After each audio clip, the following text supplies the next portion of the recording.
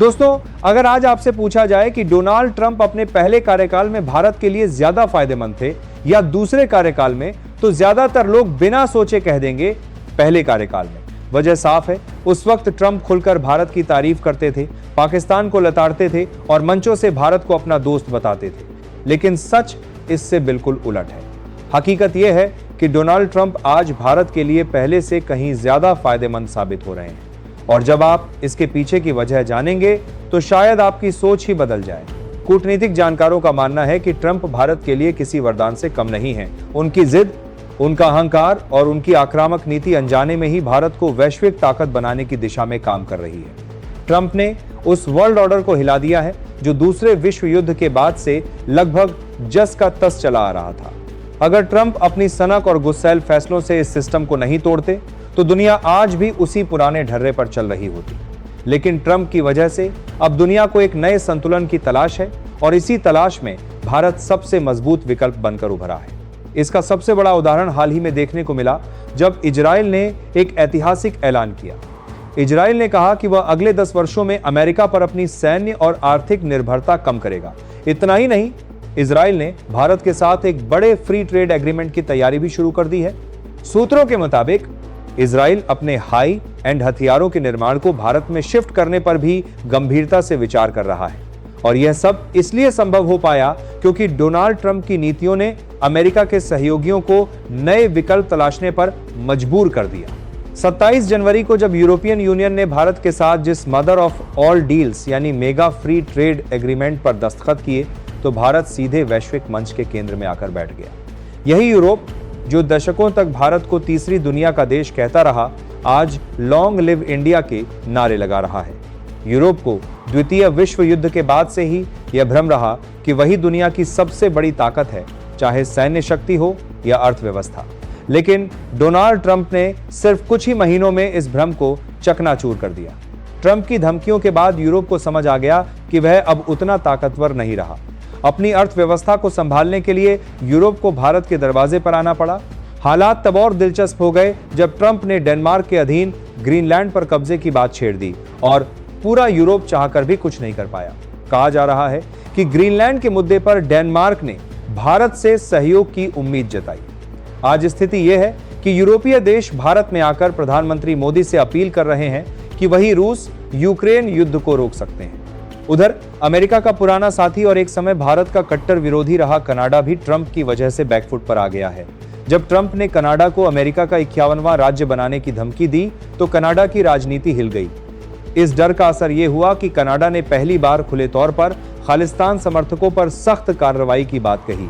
आज कनाडा भारत के साथ सहयोग बढ़ाने और फ्री ट्रेड एग्रीमेंट करने के लिए तैयार नजर आ रहा है।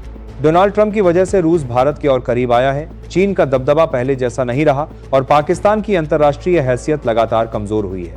यहां तक कि वैश्विक मंचों पर भी भारत की भूमिका पहले से कहीं ज्यादा निर्णायक हो गई है। साथियों, इस विश्लेषण को पूरा देखने के बाद आप समझ जाएंगे कि वैश्विक ताकतों की असली लड़ाई अब शुरू हो चुकी है और इसमें भारत सिर्फ दर्शक नहीं बल्कि निर्णायक खिलाड़ी है।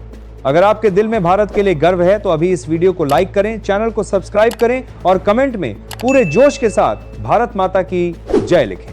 अब चलिए लौटते हैं उस खबर पर जिसने पूरी दुनिया को हिला कर रख दिया है। लेकिन दोस्तों, ट्रंप की जिस अमेरिका फर्स्ट नीति को दुनिया सिर्फ सीमाओं और सेनाओं के नजरिए से देख रही है, उसका सबसे गहरा और खतरनाक असर किसी देश की जमीन पर नहीं बल्कि दुनिया की सबसे ताकतवर तिजोरी डॉलर के साम्राज्य पर पड़ा है। और यहीं से भारत के लिए वो रास्ता खुलता है जो आने वाले दशक में हमें एक बड़ी आर्थिक महाशक्ति बना सकता है। दरअसल पिछले कई दशकों से पूरी दुनिया का व्यापार पेट्रो डॉलर सिस्टम पर टिका हुआ था। तेल खरीदना हो या अंतरराष्ट्रीय सौदे करने हो, हर हाल में डॉलर जरूरी था। इसी सिस्टम के दम पर अमेरिका पूरी दुनिया की अर्थव्यवस्था पर पकड़ बनाए हुए था। लेकिन ट्रंप ने अपने दूसरे कार्यकाल में जो नीतियां अपनाई, उन्होंने इस पूरे सिस्टम की नींव हिला दी। ट्रंप ने न सिर्फ दुश्मन देशों पर बल्कि अपने करीबी सहयोगियों पर भी टैरिफ और सैंक्शंस का खुलकर इस्तेमाल किया। नतीजा यह हुआ कि आज यूरोप से लेकर खाड़ी देशों तक एक डर बैठ गया। अगर कल ट्रंप का मूड बदला और हमारे डॉलर रिजर्व फ्रीज कर दिए गए तो हमारी अर्थव्यवस्था का क्या होगा? इसी डर ने दुनिया को डी डॉलराइजेशन की ओर धकेल दिया। यानी डॉलर पर निर्भरता कम करने की दौड़। और इस दौड़ में जो देश सबसे भरोसेमंद विकल्प बनकर उभरा है वो है भारत। रूस यूक्रेन युद्ध के बाद जब दुनिया दो गुटों में बंटी नजर आ रही है, उसी समय भारत का रुपया चुपचाप वैश्विक मंच पर अपनी जगह बना रहा है।